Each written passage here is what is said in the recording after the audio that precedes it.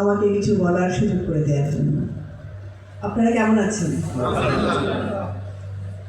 ভরা থাক বিদায়ের এই পাত্রখানি, মিলনের উৎসবে তাই ফিরায়ে দিও আনি। আজকের এই বিদায় বেলার উৎসবই মনে হচ্ছে। যদিও উৎসব, তারপরেও আমরা সমাপনী দিনে উপস্থিত হতে পেরেছি। এই জন্য প্রথমে সৃষ্টিকর্তাকে ধন্যবাদ জানাচ্ছি এবং কৃতজ্ঞতা জানাচ্ছি। আজকে এই সমাপনী অনুষ্ঠানে সভাপতিত্ব করছেন অত্র কলেজের সুযোগ্য অধ্যক্ষ প্রফেসর মোহাম্মদ আবু বকর সিদ্দিক সরকার স্যার। উপস্থিত আছেন ফ্যাকাল্টিবৃন্দ এবং সামনে উপবিষ্ট প্রিয় সহকর্মীবৃন্দ। বলা হচ্ছে বিদায়ের উৎসব, যেতে নাহি দিব হায়, তবুও চলে যেতে দিতে হয়, তবুও চলে যায়। সমাপনী দিবসে আমরা অনেক কথাই শুনলাম। আমি যে কথাটি বলছি, আমি সমাজবিজ্ঞানের মানুষ। গত কয়েকদিনের সামাজিক প্রেক্ষাপট আমাকে বিশেষভাবে নাড়া দিয়েছে। আর যেটা বলে থাকি, মাধ্যমিক বিদ্যালয়ের শিক্ষক এবং শিক্ষার্থী দুজনেই ক্রিম পয়েন্ট এডুকেশন সেক্টরে। টিন এইজার শিক্ষার্থীদেরকে নার্সিং করা, তাদেরকে দেখে শুনে রাখা, দেখভাল করা অত্যন্ত টাফ।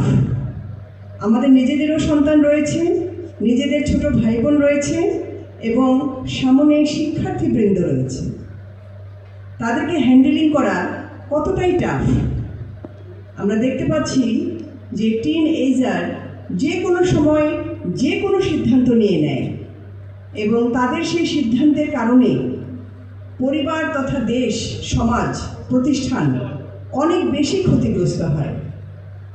টিন এইজার, তাদের মধ্যে ডেভিয়েন্স এবং ক্রাইম। আমি সমাজবিজ্ঞানের স্টুডেন্ট এবং শিক্ষক। সমাজবিজ্ঞানের আলোচিত বিষয় ডেভিয়েন্স অ্যান্ড ক্রাইম। ডেভিয়েন্স হচ্ছে যেটা সমাজ কর্তৃক নিষেধাজ্ঞা আরোপ করা হয়, সমাজ, আমাদের পরিবার। আর ক্রাইম যেটা বাংলাদেশের সংবিধান কর্তৃক নিষেধাজ্ঞা আরোপ করা হয়, সেটি হচ্ছে ক্রাইম। আমরা কি দেখছি? টিন এইজার বর্তমান প্রেক্ষাপটে মনে হয় ডেভিয়েন্সের সীমারেখা তারা অতিক্রম করে ফেলেছে। ডেভিয়েন্সের সীমারেখা অতিক্রম করে তারা আজ ক্রাইমের দিকে ঝুঁকেছে। যে কোনো সময় তারা আত্মঘাতী ডিসিশন নিচ্ছে। গতকাল আমরা দেখেছি যে আমাদের রংপুরের নর্থ ভিউ, সেখান থেকে কত বছর তার টিনএজার, সে তার জীবন দিয়ে দিচ্ছে। সে এতটুকু সময় নিচ্ছে না তার এই ডিসিশন নেয়ার।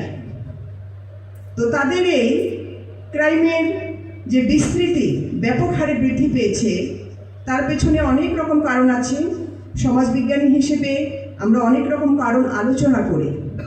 তার মধ্যে যেটি অত্যন্ত ভয়াবহ, সেটি হচ্ছে আমাদের যোগাযোগ মাধ্যমের ব্যাপক ব্যবহার। যোগাযোগ মাধ্যমের ব্যবহার কিভাবে সংকুচিত করা যায় অথবা বর্তমান অবস্থা রেখে তাদের ব্যবহার কমানো যেতে পারে, এ সম্পর্কে গবেষণা আজ সময়ের দাবি। যেমন সময়ের দাবি জলবায়ু প্রশিক্ষণ।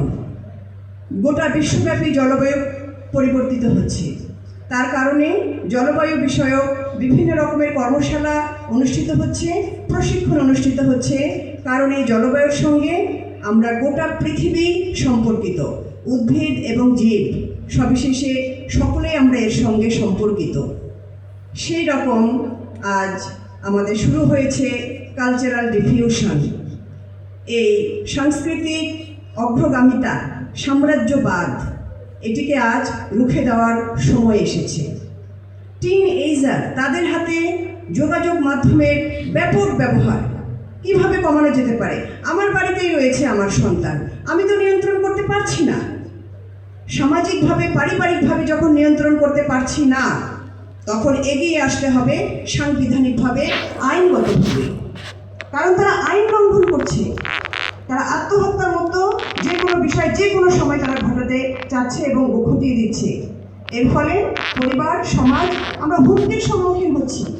সেই পরিবারের কথা চিন্তা করে দেখেন, যে পরিবারে একটি সন্তান আত্মহত্যা করছে এবং টিন এজার, সেই বাবা মা বিপুল আশা নিয়ে সেই সন্তানদেরকে মানুষ করেছে, কিন্তু বাবা মার কাছে, সেই সন্তানের কাছে বাবা মার কোনো রকমের কোনো বিষয়েই তারা গ্রহণযোগ্যতা লাভ করতে পারছে না।